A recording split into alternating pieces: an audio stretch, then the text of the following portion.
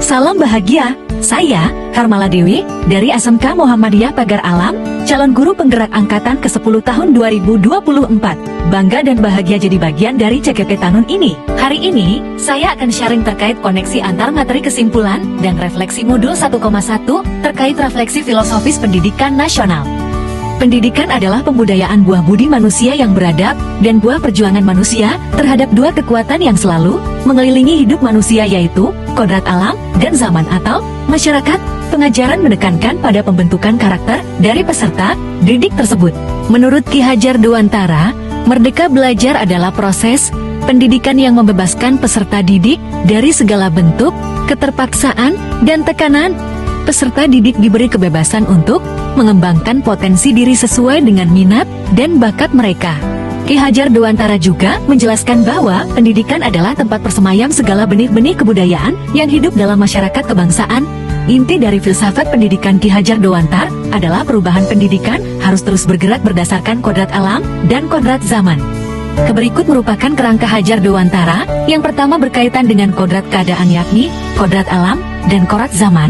Prinsip perubahan melalui asas trikon kontinuitas, konvergensi, dan konsentris. Kodrat keadaan. Dasar pendidikan anak berhubungan dengan kodrat alam dan kodrat zaman. Kodrat alam yang berarti bahwa pada hakikatnya manusia itu sebagai makhluk yang berkaitan dengan sifat dan lingkungan di mana anak itu berada. Kodrat zaman adalah perubahan yang selalu terjadi dari waktu ke waktu, sesuai dengan perkembangan teknologi dan informasi. Selanjutnya, prinsip perubahan Ki Hajar Dewantara, asas trikon kontinu, artinya pengembangan yang dilakukan harus berkesinambungan, dilakukan secara terus-menerus dengan perencanaan yang baik.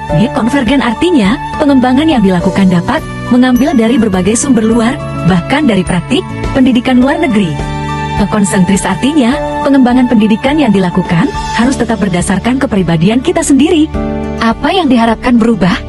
Budi pekerti.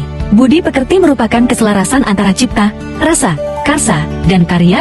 Keselarasan hidup anak dilatih melalui pemahaman dan kesadaran diri yang baik tentang kekuatan dirinya, kemudian dilatih mengelola diri agar mampu memiliki kesadaran sosial bahwa dia tidak hidup sendiri dalam relasi sosialnya. Orang yang memiliki budi pekerti tidak bersikap egois, tidak bermegah diri, dan cenderung menunjukkan sikap dan perilaku rendah hati, bersikap adil, tegas, dan tidak memihak ketika membuat keputusan. Ki Hajar Dewantara juga mengibaratkan pendidik sebagai seorang petani.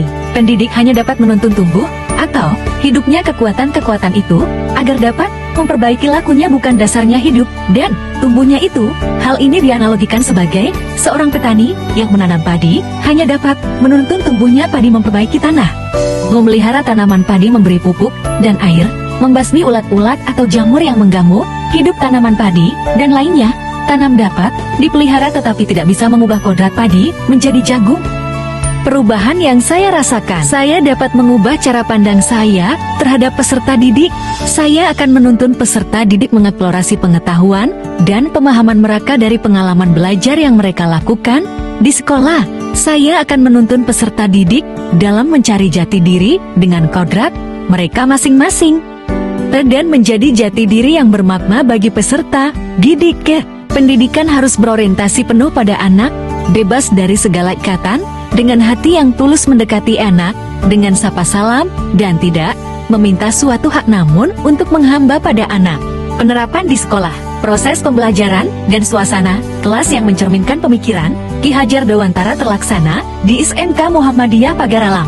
Di SMK Muhammadiyah Kota Pagar Alam menerapkan penanaman budi pekerti melalui budaya lokal sebagai slogan Kota Pagar Alam, yaitu bersemah, bersih, sejuk, aman, dan ramah.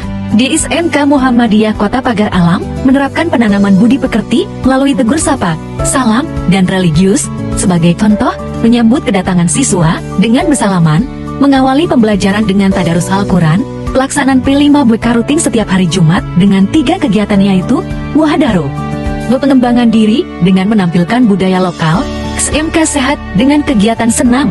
Proses pembelajaran di sekolah, kami selalu mengupayakan untuk mengakomodir kebutuhan peserta didik seperti karakter, minat belajar, serta gaya belajar yang menyenangkan. Kemudian menggerakkan guru agar selalu aktif, berdiskusi, berbagi, berkolaborasi dengan atasan, teman sejawat.